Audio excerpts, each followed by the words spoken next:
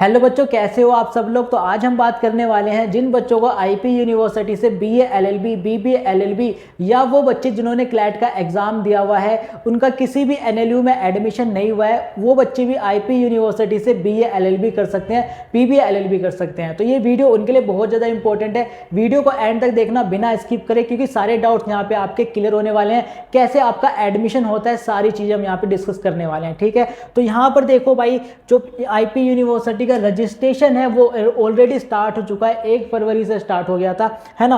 और last date अभी तक इन्होंने नोटिफाई नहीं करी है, लेकिन जो बच्चे सीईटी का एग्जाम देना चाहते हैं उनके लिए भाई लास्ट डेट यहाँ पे आ चुकी है। 31 मार्च लास्ट डेट है, तो आप जो रजिस्ट्रेशन कर लेना। और जो बच्चे क्लैट के थ्रू बीबीए एलएलबी करना चाहते हैं या बीए एलएलबी करना चाहते हैं, तो यहाँ पे देखो लास्ट डेट अभी नोटिफाई नहीं है। जैसे ही नोटिफिकेशन आएगा मैं आपको अपडेट कर दूंगा। अब फीस की बात करें, देखो फीस क्या रहने वाली है। रजिस्ट्रेशन फीस यहाँ पे 2500 रजिस्ट्रेशन फीस रहने वाली है, 2500 फीस रहने वाली है। ये फीस आपको पे करना पड़ेगा और ये नॉन रिफंडेबल फीस है, यानी वापस नहीं किया जाएगा। ओके, अब हम बात कर लेते हैं किस एग्जाम के थ्रू आपका यहाँ पे एडमिशन होता है। तो बेसिकली यहाँ पे अगर आपको बीए एलएलबी और बीबीए एलएलबी करना है, तो यहाँ पे देखिए आपका जो एडमिशन होगा, एक तो क्लैट के थ्रू एडमिशन होगा, दूसरा आपका सीयूटी के थ्रू एडमिशन होगा। बट यहाँ पे कंडीशन है। कंडीशन क्या है कि भाई पहले ये क्लैट के थ्रू एडमिशन ले लेंगे, है ना, उसके बाद कोई सीट बच जाएगी तो भाई ये सीयूटी के थ्रू एडमिशन लेंगे। यानी इनकी जो पहली प्रायोरिटी है वो है क्लैट एंड दूसरे नंबर पे है सीयूटी। तो भाई वेकेंट सीट पे आपका एडमिशन होगा सीयूटी वाले बच्चों का। तो भाई जो क्लैट वाले बच्चे हैं जाके फटाफट अप्लाई कर दीजिए भाई, जिनका अभी तक एडमिशन नहीं हुआ है कहीं पे, क्योंकि उनके चांसेस ज़्यादा है यहाँ पे एडमिशन होने के। ओके, अब बात कर लेते हैं एलिजिबिलिटी क्राइटेरिया की। तो भाई देखो 50% मार्क्स आपके क्लास 12th में होने चाहिए एग्रीग्रेड, और इंग्लिश में पास होना जरूरी है। ओके, देन हम बात कर लेते हैं कौन कौन से कॉलेजेस आपको ये वाला कोर्स ऑफर कर रहे हैं, यानी बीए एलएलबी और बीबीए एलएलबी कोर्स ऑफर कर रहे हैं। तो टोटल यहाँ पे आप देख सकते हो, यहाँ पे 15 कॉलेजेस आपको ये वाला कोर्स ऑफर कर रहे हैं। ओके, और यहाँ पे आपको सीट्स दिख जाएंगी। अब यहाँ पे जो सबसे ज़्यादा सीट है वो है आपकी विवेकानंद। यहाँ पे देखो Vivekananda institute of professional study technical campus AU block, जो कि पीतमपुरा न्यू दिल्ली में। यहाँ पे सीट्स ज़्यादा हैं। बीए एलएलबी के लिए 300 सीट है, बीबीए एलएलबी के लिए 240 सीट है। तो जब आप चॉइस फिलिंग करोगे, प्रेफरेंस फिलिंग करोगे, तो आपको जो है इनको नंबर 1 पे रखना है, इस कॉलेज को नंबर 1 पे रखना है, क्योंकि यहाँ पे आपके एडमिशन के चांसेस ज़्यादा हो जाते हैं, बढ़ जाते हैं। ठीक है, देन उसके बाद यहाँ पे मैं एक बार आपको कॉलेजेस दिखा देता हूँ। आपको ये कॉलेज दिख गया, देन उसके बाद और भी यहाँ पे कॉलेजेस हैं, ये आपको दिखा देता हूँ मैं आपको, है ना। एक बार आराम से देख लो, जब आप प्रेफरेंस लिस्ट बनाओ तो आपको कोई दिक्कत ना हो, है ना।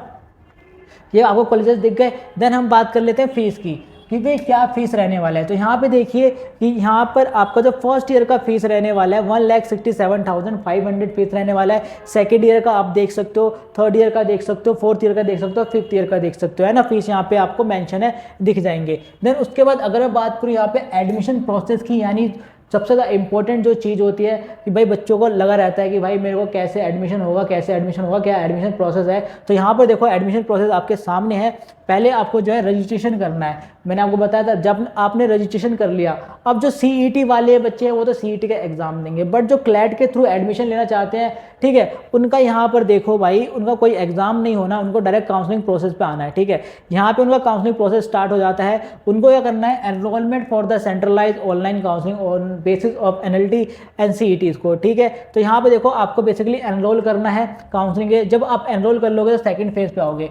सेकंड फेज क्या है आपका, चॉइस फिलिंग, प्रेफरेंस फिलिंग। यहाँ पे आपको जो है कॉलेजेस एंड कोर्सेज को फिल करना होता है, सेलेक्ट करना होता है। ठीक है, प्रायोरिटी वाइज लगाना होता है कि भाई आपको नंबर 1 पे ये वाला कॉलेज चाहिए, इस कॉलेज से ये वाला कोर्स करना है। ओके, समझ गए। देन उसके बाद आपका जो है फर्स्ट राउंड का यहाँ पे रिजल्ट आता है। अब फर्स्ट राउंड में आपका जो है कुछ बच्चों को सीट मिल जाती है, कुछ बच्चों को सीट नहीं मिलती। तो भाई जिन बच्चों को सीट मिल गई है ना, उनको एक जो है फीस पे करनी पड़ती है आगे की काउंसलिंग में पार्टिसिपेट करने के लिए। ओके, अगर आप फीस पे नहीं करोगे तो आप जो है यहाँ से काउंसलिंग से जो है बाहर हो जाओगे, समझ रहे हो। तो आपको एक फीस पे करनी है, पार्ट एकेडमिक फीस होती है वो आपको पे करनी है आगे काउंसलिंग में पार्टिसिपेट करने के लिए। फॉर एग्जांपल आपको कोई सीट यहाँ पे अलॉट हुई है, ठीक है, किसी बच्चे को सीट अलॉट हो गई है और वो बच्चा जो है सेटिस्फाई नहीं है अपने कोर्स के लिए, अपने कॉलेजेस के लिए, कि भाई उसको लगता है कि आगे और अच्छा कॉलेज और अच्छा कोर्स मिल जाएगा, तो वो फीस पे करके आगे काउंसलिंग में पार्टिसिपेट कर सकता है। और किसी बच्चे को अगर सीट मिल गई है और वो सेटिस्फाई है अपनी सीट से, तो भाई उसको क्या करना है, बेसिकली यहाँ पे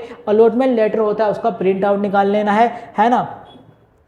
और क्या करना है उसको यहाँ पे बेसिकली प्रिंट आउट निकालने के बाद उसको जो यहाँ पे ऑप्शन मिलेगा फ्रीज एंड फ्लोट का। फ्रीज का मतलब ये होता है कि भाई मैं अपनी सीट से सेटिस्फाई हूँ, ठीक है, आपने फ्रीज किया और एडमिशन ले लिया। और फ्लोट का मतलब ये होता है कि भाई मैं अपनी सीट से सेटिस्फाई नहीं हूँ, मैं आगे ही काउंसलिंग में पार्टिसिपेट करना चाहता हूँ राउंड 2, राउंड 3, राउंड 4 में, तो मैंने फ्लोट कर दिया, ठीक है, समझ गए। उसके बाद आपको जो फॉर एग्जाम्पल किसी बच्चे को सीट मिल गई और सेटिस्फाई है, उन्हें फ्रीज करके बाकी का जहाँ पे डॉक्यूमेंट वेरिफिकेशन करवा के अपना एडमिशन ले लेगा, ठीक है। तो इस तरीके से एडमिशन होता है आईपी यूनिवर्सिटी में। कोई डाउट है तो कमेंट में कमेंट कर देना। आई होप आपको वीडियो अच्छी लगी, और वीडियो अच्छी लगी तो वीडियो को लाइक करना, चैनल को सब्सक्राइब करना और दोस्तों के साथ शेयर करना।